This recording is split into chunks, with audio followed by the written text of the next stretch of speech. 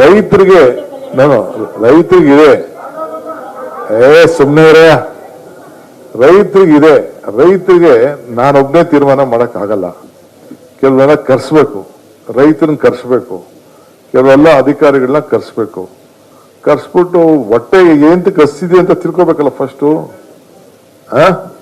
ಸುಮ್ಮನೆ ನೀನ್ ರೈತರಿಗೆ ಅಂತ ಅಂದ್ಬಿಟ್ಟು ಸಾಲ ಎಷ್ಟು ಸತಿ ಮನ್ನಾ ಮಾಡಿಲ್ಲ ನಾವು? ಅದೆಲ್ಲ ಸಾಲ ಮನ್ನಕ್ಕೆ ಅದಕ್ಕೆ ಮದ್ದಲ್ಲ. ಅದು ಫಸ್ಟ್ ಕೇಳೋಣ ಏನೇನ್ ಮಾಡ್ಬೇಕು ಏನು ಅಂತ ಹೇಳಿ. ಈಗ ನಮ್ಮ ಮುನಿಯಪ್ಪನವ್ರ ಕೇಸ್ ಏರಿಯಲ್ಲೆಲ್ಲ ಇದನ್ನ ದ್ರಾಕ್ಷಿ ಬೆಳೀತಾರೆ, ಕೆಲವು ರೇಷ್ಮೆ ಬೆಳೀತಾರೆ, ಏನೇನೋ ಮಾಡ್ತಾರೆ. ಅವರು ಕೆಲಸ ಮಾಡೋದಕ್ಕಿಂತ ಜಾಸ್ತಿ ಇದೆ ಅವ್ರ ಬದುಕು. ಚೆನ್ನಾಗಿ ಮಾಡ್ಕೊಂಡಿದ್ದಾರೆ. ಸಿಲ್ಕು, ಮಿಲ್ಕು, ಹಾರ್ಟಿಕಲ್ಚರು, ಫ್ಲಾರಿಕಲ್ಚರು, ಸಿರಿಕಲ್ಚರು ಎಲ್ಲ ಇದೆ. ಆಮೇಲೆ ನೀರು ಇವೆಲ್ಲ ಏನೋ ಸಮಸ್ಯೆಗಳಿದೆ. ಅದಕ್ಕೆಲ್ಲ ರೈತಗಳೆಲ್ಲ ಕರೆಸಿ ಮಾತಾಡ್ಬಿಟ್ಟು ರೈತರ ಬಗ್ಗೆ ಕೂಡ ತೀರ್ಮಾನ ಮಾಡ್ತೇವೆ. ಸೊ ಹಿಂಗೆ ಬಹಳ ಪ್ರಮುಖವಾದಂತ ತೀರ್ಮಾನಗಳನ್ನ ಇವತ್ತು 6 ತೀರ್ಮಾನವನ್ನ ನಾವು ಮಾಡಿದ್ದೇವೆ. ರಾಜ್ಯದ ಹಿತಕ್ಕೆ ಒಂದು ಹೊಸ ಶುಭ ಸಂದೇಶನ ಮಾಡ್ತೀವಿ. ದಯವಿಟ್ಟು ಕಾರ್ಯಕರ್ತರಿಗೆ ಒಂದು ರಿಕ್ವೆಸ್ಟ್ ಮಾಡ್ತೀನಿ, ಯಾರು ನನಗೆ ಹೂನಾರ ಹಾಕಬಾರ್ದು. ಹೂನಾರನ್ನ ನನಗೆ ನಿಷೇಧ ಮಾಡಿದ್ದೀನಿ. ನನಗೆ ಹೂನಾರ ಏನೋ ಬರ್ಲಿ, ಭೇಟಿ ಮಾಡಿ ಒಂದು ಬಕ್ಕೆ ಸಣ್ಣ ಬಕ್ಕೆ ಇರ್ಬೇಕಾದ್ರೆ ಕೊಡಿ, ಚಿಂತೆ ಇಲ್ಲ. ಬಟ್ ಹೂನಾರ ಮಾತ್ರ ಬೇಡ. ನನಗೂ ಸುಗಂಧರಾಜ ಯಾವ್ದೋ ಹೂನಾರ ಮುಟ್ಟಿ ಸುಗಂಧರಾಜ ಆಯ್ತಾನೆ ಎಲ್ಲ ಕಡಿತ ಬಂದ್ಬಿಟ್ಟು ಸುಮ್ಮನೆ ಸಮಸ್ಯೆ ಇದೆ. ಸೊ ನನಗೆ ಏನಿದ್ರು ಬೇಕಾದ್ರೆ ಇಂಥದ್ದು ಯಾವ್ದೋ ಒಂದು ಈ ತರ ಬೇಡ. ಸಣ್ಣ ಶಾಲೆ ಇದೆ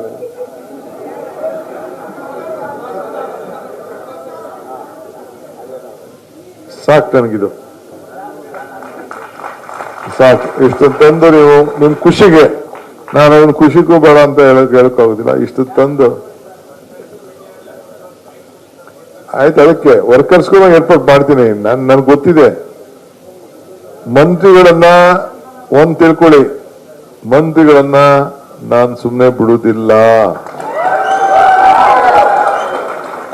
24/7 24 ಇಲ್ಲ ಪಾಪ, ಟೈಮ್ ಬೇಕು ಅವ್ರಿಗೆ. ಅವರು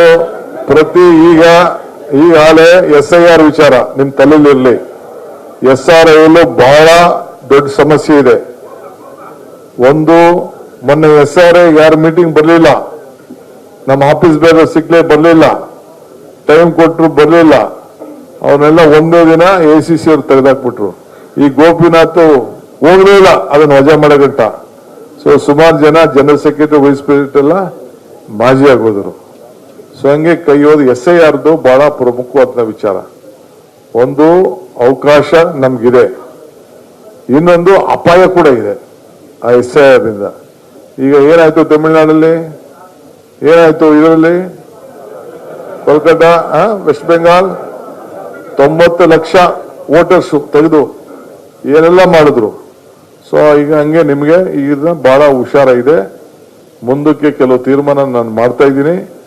ಈಗ ಒಂದೇ ದಿನ ನಾನು ಅನೌನ್ಸ್ಮೆಂಟ್ ಮಾಡೋದು ಬೇಡ. ನೀವೆಲ್ಲ SIRಗೆ ಎಲ್ಲ MLAಗಳು, ಮಂತ್ರಿಗಳು ಪ್ರತಿಯೊಂದು ಜಿಲ್ಲೆಗೂ ಹೋಗಿ ಪ್ರತಿ ಕ್ಷೇತ್ರದಲ್ಲೂ ಕೂಡ ಮೀಟಿಂಗ್ ಮಾಡಬೇಕು. BLAಗಳನ್ನ ಇವತ್ತು ಟ್ರೈನಿಂಗ್ ಮಾಡಬೇಕು. BLAಗಳ ಜೊತೆ ಹೋಗ್ಬೇಕು.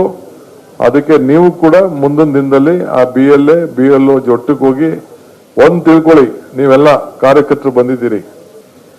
ಈ ಮ್ಯಾಪಿಂಗ್ ಅಂತ ಇದೆಯಲ್ಲ, 80% 90% ಅದೆಲ್ಲ ಬೋಗಸದು. ಆ ಮ್ಯಾಪಿಂಗ್ ಆಗೋಯ್ತು, ನಂದು ವೋಟ್ ಇದೆ ಅಂತ ನೀವು ತಿಳ್ಕೊಕ್ ಹೋಗ್ಬೇಡಿ. ನಾನು ಸೇರಿ, ನೀವು ಸೇರಿ, ಯಾರು ಇದ್ದೀರಿ ಪ್ರತಿಯೊಬ್ಬರು ಕೂಡ BLOಗಳು ಬಂದು ಒಂದು ಫಾರಮ್ನ ಎನ್ಯುಮರೇಷನ್ ಫಾರಂ ಅಂತ ನಿಮ್ ಮನೆ ಬಾಗಿಲಿಗೆ ಕೊಡ್ತಾರೆ. 3 ಸತಿ ಬರ್ತಾರೆ. ಒಂದ್ಸತಿ ನೀವಿದ್ರೆ ಬರ್ತಾರೆ, 2ನೇ ಸತಿ ನೀವಿಲ್ಲ ಅಂದ್ರೆ ಬರ್ತಾರೆ, ಒಂದೇ ಸತಿ ಕೊಡದವರು 3 ಸತಿ ಬಾಕ್ಲು ಮುಚ್ಚೇರ್ ಬರ್ತಾರೆ. ಬಂದಾಗ ವೆರಿ ಇಂಪಾರ್ಟೆಂಟ್ ಇಶ್ಯೂ. ಇದು 3 ಸತಿ ಬರ್ತಾರೆ ನಿಮ್ಮ ಮನೆ ಬಾಗಿಲಿಗೆ. ಬಂದಾಗ ಅವನು ಫಾರಂ ಕೊಡ್ತಾನೆ. ಸೊ ನಾನು ನನ್ನ ಐಡೆಂಟಿಫಿಕೇಶನ್ ಕೊಟ್ಟು ಏನು ಒಂದು 13-14 ಪ್ಯಾರಾಮೀಟರ್ ಇದೆ ಅದನ್ನ ಹಾಕಿ ಕೊಟ್ಟಾಗ ಮಾತ್ರ ನಿಮ್ ಓಟ್ ಇರ್ತದೆ. ಇಲ್ಲ ಅಂದ್ರೆ ನಿಮ್ ಓಟ್ ಇರುವುದಿಲ್ಲ. ಇದು ನಿಮ್ ತಲೆಯಲ್ಲಿ. ನಿಮ್ ಓಟ್ ಇಲ್ಲ ಅಂದ್ರೆ ನಿಮ್ಗೆ ಗೃಹಲಕ್ಷ್ಮಿ ಇಲ್ಲ, ಗೃಹ ಜ್ಯೋತಿ ಇಲ್ಲ, ಅನ್ನಭಾಗ್ಯ ಇಲ್ಲ, ಯಾವ ಸ್ಕೀಮು ಬರುವುದಿಲ್ಲ. ಮೇಜರ್ ಓಟ್ ತಾನೆ, ನಿಮ್ ಗುರ್ತಿನ ಚೀಟಿನೇ ತಾನೆ. ಸೊ ಅದಕ್ಕೆ ನಾವು ಅನೇಕ ಗುರ್ತು ಚೀಟಿಗಳನ್ನ ಕೊಡಬೇಕು ಅನ್ನೋದು ತೀರ್ಮಾನ ಮಾಡಿದ್ವಿ. ಸೊ ಯಾರೋ ನಿಮ್ಮ ಕಾರ್ಯಕರ್ತರಿಗೆಲ್ಲ ತಿಳಿಸ್ಬೇಕು, ನಿಮ್ಮ ಓಟ್ ಉಳಿಸ್ಕೊಳ್ಬೇಕು. ಅಯ್ಯೋ ನಂದು ಓಟ್ ಇದೆ, 25 ವರ್ಷದ ಓಟ್ ಇದೆ, ನಮ್ಮ ತಲ ಅಂತ ಓಟ್ ಇದೆ, ನನ್ನ ಓಟ್ ಇಲ್ಲ.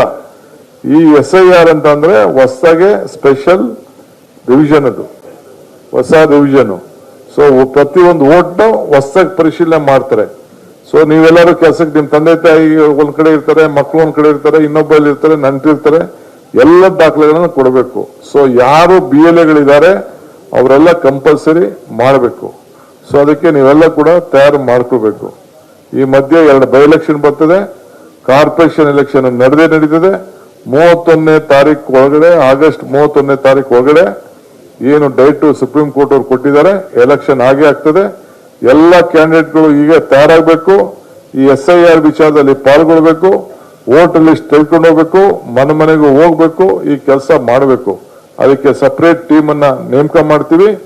ಎಲ್ಲ ಮಿನಿಸ್ಟರ್ಗಳಿಗೂ ಕೂಡ ಒಂದೊಂದು ಕಾರ್ಪೊರೇಷನ್ಗೆ ಜವಾಬ್ದಾರಿ ವಹಿಸ್ತೀವಿ. ಸೊ ಅವರೆಲ್ಲ ನಿಂತ್ಕೊಂಡು ಅವ್ರದ್ದೇ ಒಂದು ಕಮಿಟಿ ಮಾಡ್ತೀನಿ. ಸೊ ಎಲ್ಲ ಕೂಡ ಅವರೇ ಸೀಟ್ನ ತೀರ್ಮಾನ ಮಾಡುವಂತ ಕೆಲಸ ಅವರು ಮಾಡಬೇಕಾಗ್ತದೆ. ಸೊ ಆ ರೀತಿ ನಾವು ತೀರ್ಮಾನವನ್ನು ನಾವು ಮಾಡಿದ್ದೇವೆ ಈಗಾಗಲೇ.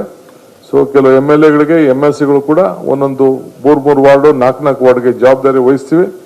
ಅವರೆಲ್ಲ ಬಂದು ಮುತುವರ್ಜಿ ನೋಡಿ, ಇನ್ಕ್ಲೂಡಿಂಗ್ ದಿ ಕ್ಯಾಂಡಿಡೇಟ್ ಸೆಲೆಕ್ಷನ್ ಅಂತಂದ್ರೆ ಸುಮ್ಮನೆ ಇಲ್ಲೆಲ್ಲೋ ನನ್ನ ಹಿಂದೆ ತಿರ್ಗಾಡ್ಕೊಂಡು ಬೇರೆ ಯಾರೋ ಲೀಡರ್ಗಳಿಂದ ತಿರ್ಗಾಡ್ಕೊಂಡು ಗಿರಿಗಿಟ್ಲೆ ಹೊಡ್ಕೊಂಡು ಟಿಕೆಟ್ ಕೇಳೋದಲ್ಲ. ಅಲ್ಲಿ ಯಾರು ವಾರ್ಡಲ್ಲಿ ಕೆಲಸ ಮಾಡ್ತಾ ಇರ್ತಾನೆ, ಮನೆಗೆ ಯಾರು ಹೋಯ್ತಾನೆ, ಇದನ್ನ ಮಾಡ್ಕೊಂಡು ಹೋಗುವಂತ ಕೆಲಸ ಮಾಡಬೇಕು. ಅದಕ್ಕೆ ನೀವೆಲ್ಲ ಕೂಡ ಸಿದ್ಧತೆಯನ್ನ ನೀವು ಮಾಡ್ಕೊಳ್ಬೇಕು. ಯಾವುದೇ ಇನ್ಫ್ಲೂಯೆನ್ಸ್ ನಮ್ಗೆ ಗೆಲ್ಲಬೇಕಷ್ಟೇ, ಗೆಲ್ಲಬೇಕು ನಮ್ಗಷ್ಟೇ. ಸೊ ಅದಕ್ಕೆ ನಾನು ಸೀಟನ್ನು ಹಂಚುವಂತ ಸಂದರ್ಭದಲ್ಲಿ ಕೂಡ ಬಹಳ ಪ್ರಾಮಾಣಿಕವಾಗಿ ಯಾರು ಮಾಡ್ತಾರೆ ಅದನ್ನ ನಾವು ಮಾಡ್ತೇವೆ. ಜಿಲ್ಲಾ ಪಂಚಾಯತಿ, ತಾಲೂಕ್ ಪಂಚಾಯತಿ ಕೂಡ ನಾವು 3 ವರ್ಷದಿಂದ ಮಾಡಿಲ್ಲ. ಅದು ಕೂಡ ಕಾರ್ಯಕರ್ತರಿಗೆ ಹುದ್ದೆ ಕೊಡಬೇಕು. ಗೆಲುವು ಸೋಲು ಇದ್ದೇ ಇರ್ತದೆ. ಅದನ್ನು ಕೂಡ ಜಲ್ದಿ ಮಾಡಲಿಕ್ಕೆ ಹೊಸ ರೂರಲ್ ಡೆವಲಪ್ಮೆಂಟ್ ಮಿನಿಸ್ಟ್ರು ಬರ್ತಾ ಇದ್ದಾರೆ. ಅದಕ್ಕೇನು ಬೇಕೋ ತೀರ್ಮಾನ ಮಾಡಿ ಎಲೆಕ್ಷನ್ ಅದನ್ನು ಕೂಡ ನಮ್ಮ ಸ್ಟೇಟ್ ಎಲೆಕ್ಷನ್ ಕಮಿಷನ್ ಅನೌನ್ಸ್ಮೆಂಟ್ ಮಾಡಿ ವಿತಿನ್ ನೆಕ್ಸ್ಟ್ 4-5 ಮಂತ್ಸ್ ಅಲ್ಲಿ ಎಲ್ಲ ಎಲೆಕ್ಷನ್ ಕ್ಲೋಸ್ ಮಾಡೋ